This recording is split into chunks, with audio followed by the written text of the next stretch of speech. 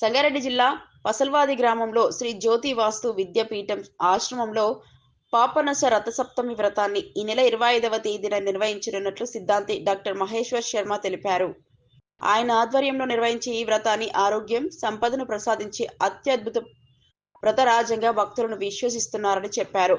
పాపనాశ రథసప్తమి వ్రతం ద్వారా పాపనాశం కలిగి శారీరకంగా, మానసికంగా సంపూర్ణ ఆరోగ్యం లభిస్తుందని ఆయన పేర్కొన్నారు. ఈ సందర్భంగా సిద్ధాంతి గారు మాట్లాడుతూ, భక్తులు తమ కుటుంబ సభ్యులతో కలిసి ఆశ్రమానికి విచ్చేసి వ్రతంలోని పాల్గొని ప్రసాదం స్వీకరించాలని ఆహ్వానించారు. ఈ వ్రత విశిష్టతను ప్రతి ఒక్కరికి తెలియజేసి మరింత మంది భక్తులు ఉపస్థితులయ్యేలా సహకరించాలని కోరారు.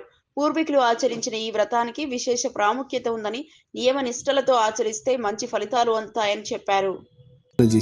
అందులోనే భాగంగా అరుదైన యోగం ఉన్నటువంటి ఈ సంవత్సరం శుక్లపక్షేతు మాఘస్య సప్తమ్యాం భానువాసరే తతస్సాత మహాపుణ్య సప్తమి పాపనాశిని అని భవిష్య పురాణం చెబుతూ ఉంది. మనకి మాఘశుద్ధ సప్తమి ఆదివారం భాను సప్తమితో ఉంటే దాన్ని పాపనాశిని రథసప్తమి అని అంటారు. విశేషించినటువంటి మహాయోగం. ఆ యోగంలో ఎవరైతే ద్వాదశాదిత్యులను అర్చిస్తారో వారికి జన్మల్లో చేసినటువంటి పాపం అంతా కూడా నివృత్తి కలుగుతుంది అని మనకి భవిష్య పురాణం తెలుపుతూ. అందువల్ల అరుదైన యోగం ఈ మహాయోగం.